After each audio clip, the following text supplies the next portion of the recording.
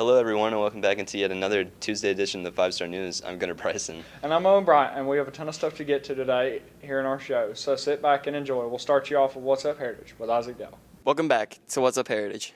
Now, let's get on to some Tuesday announcements. Students, the Thanksgiving food drive is going on right now.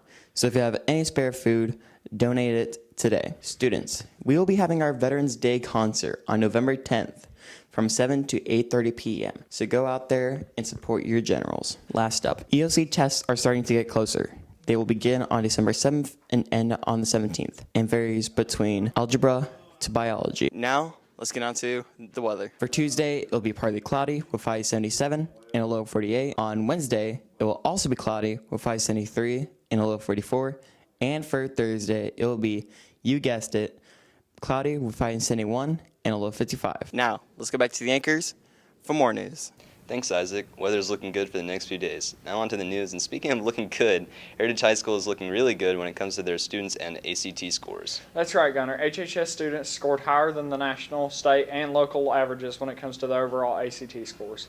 Definitely good stuff, and we talked to Principal Bradford and a few teachers and students about this news. Here's Isaac Delk and Claire Martin with this report. Students' ACT scores from last year were just released, and Heritage High had a composite score of 21.7. That was above the state, national, and our local averages. What's that say about us? Well, first of all, it says we've got serious students and great teachers who really prepare you for success after high school. I think it's an impressive accomplishment. The school scored a full point above the county average and 2 points above the national average. I think it's prestigious. I think it sends a message that we care about academics here. I've seen quite a few students come to me and say, hey, they're working hard. They're taking it 5, 6, 7 times. They know what it means for their college opportunities and scholarships. And then the teachers are working hard, making sure we give these students the opportunities they want. You can maximize your ACT score a lot of different ways by taking challenging classes like our AP and honors classes. You can also take advantage of Dr. Shipley's 36 University, which is an online ACT practice. He also has some ACT prep sessions in classes and also during lunch to get you ready for the ACT. There are some steps you can take just to maximize your score on that test, and a good score means you get into more colleges and qualify for more scholarships. Congrats to all involved in helping with the work on the ACT. Moving on now to more good news about several of our students that were inducted into the National Beta Club last night. Everyone knows that being inducted into the Beta Club is a very prestigious honor and requires a lot of hard work. We talked to some students and staff who were involved with the ceremony last night. Here's 5 Star News reporters Penner Alton and Owen Bryant with the story. The Beta Club induction last night was probably one of our best ever. We inducted 64 new members, and we had great leadership from our officers. We had a great group of seniors that came and helped out with the induction, and we were super excited to have all of our new junior and senior members. So the people who've been invited to Beta Club have an amazing GPA, and they have a great academic and behavior record at Heritage High School. And so we invited these students at the beginning of the year to join Beta Club, and many of them took the challenge and said, yes, I want to be a Beta Club member. And now we take on the responsibility to serve the community, both here at the school and then out, in Ringgold and in the metro Chattanooga area, doing service projects like bringing in blankets for the homeless or a food drive for food pantries around town. I'm very proud of myself. It's been a lot of years of dedication to my schoolwork and academics, and it's finally paid off. It's an honor because I've worked really hard to get here, and it makes my parents proud, so it's fun. I look forward to all the members being in the Beta Club, honestly, because I've taught most of our Beta students, and I know they have great potential to be leaders in our school. So we're really, really excited for this group of Betas to come and serve. Congrats to all of the inductees. Now to exciting news from our career tech clubs here at Heritage. You said it, Ellen. Several Career Club officers and sponsors spent a couple of days last week away from school on a leadership field trip to Camp Lookout. Certainly a great way to learn a valuable leadership and team bonding skills while they were away from the school. What did our students get out of the trip, and how much fun was it? Here's 5 Star News reporters Penner Alton, Ethan Anderson, and Owen Bryant with the details. We just got back yesterday afternoon from our annual Camp Lookout Fall Leadership Trip.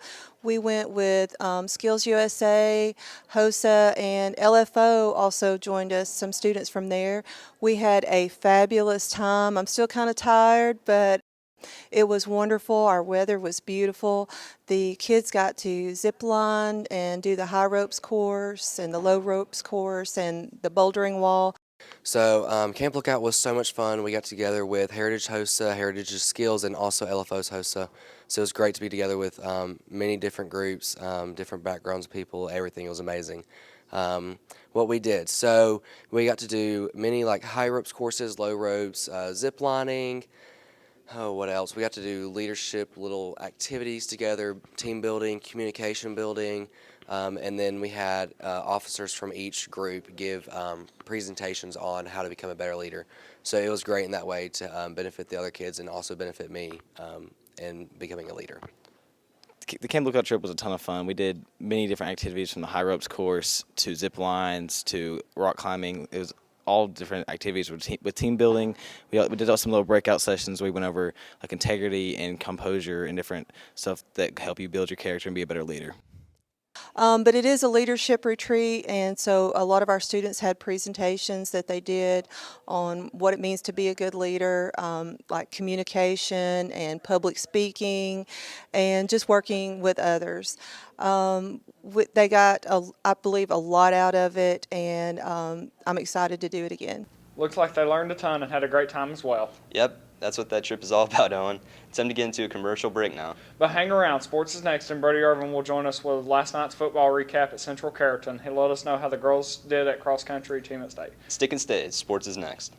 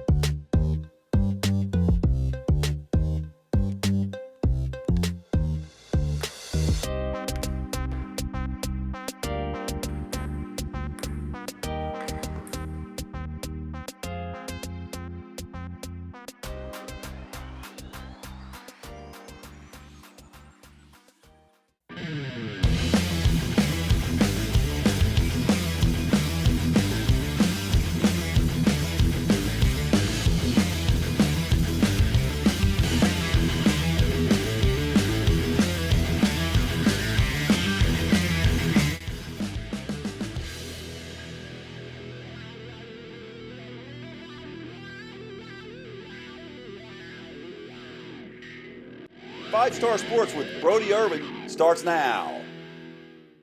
Welcome into sports, everybody. Brody Irvin here, and we'll start again with football. Our Generals traveled way down to Carrollton last Friday night to tangle with the Central Lions in a game that had a ton of impact on seeding for the state playoffs. A General win would have given Coach Slaughter's boys a 2 seed and a first-round home game in these playoffs. A loss in the Generals would end up as the region's 3rd seed and on the road for the first round in the matchup. How did the game turn out? Here's Coach Green with a recap. Friday night was a game that, just some things just didn't happen our way. We did have some drive killing and some drive extending defensively, some penalties those are self-inflicted wounds that we have got to avoid every Friday night, every ball game, not just, a big one like Central. Hats off to Central. They had some very good football players who played well in the moments they had to. So hats off to them. I don't want to take anything away from their football program and their team. I'd say we started out pretty slow. We had a bunch of bad communication, a bunch of people sick. That affected us a lot too. We tried to pick it up at halftime. We started to, and then it just didn't go as planned. And we had some outstanding efforts. Caden Swope, Tyler Cheatwood, Max Owens, Paxton McCrary, throwing and catching the ball. Offensive line-wise, we did a pretty solid job of protection most of the night. Unfortunately, gave up a few sacks late, but it's tough when the defense pins their ears back and they know where they got to do and where they got to go. But at the same time, I thought we gave a great effort defensively and offensively. I would say they figured out how to stop the run, and that caused the big problem because we started out pretty good in the run, had everything going well, had a big long 95-yard touchdown with Cheatwood halfway towards the end of the game. that was going good for us, and then they picked it up a little bit and they stopped us when they needed to. First of all, hey, listen, we finished 8-2 on the season, tied for second in the region, and due to tiebreakers became third seed in the playoffs. Heck of a season. Walnut Grove should be a pretty good game, pretty good matchup. They have the same record as us, and they're in a pretty tough region, kind of like us. So we'll see what happens. It should be a good game, though. Tough loss, guys, but good luck this Friday down at Walnut Grove. To cross country now, and our ladies hit the road to Carrollton last weekend as well to run in the GHSA State Cross Country Meet. 26 other teams in 4A were there as well to give the Generals their toughest competition of the season. How did the girls do? Here's Gunnar Bryson with the state meet recap.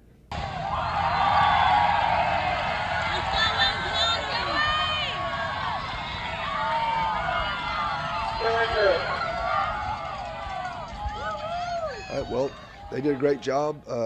We improved over last year. We had a higher finish. We finished 11th in the state. We were just a little bit out of 10th place. One of the girls was a little bit sick, so I think if she had been 100%, we could have definitely gotten the top 10. But there was 27 teams that actually made it to state, and finishing 11th out of that, I think that's really great. And we had a lot of good individual performances. Zoe St. John, she finished 38th out of 179 runners, and Tori Epps was right behind her at 39th. We all did really good. I think we all did the best we could. Well, I think Maddie did really well. So, and then our two seniors, Mia Callahan and Maddie Terry, they both finished in the top 100 out of that 179 runners. So they did really well. I was very excited because this is my senior year, and I just really wanted to go out strong and support the team and the girls. So I was very excited.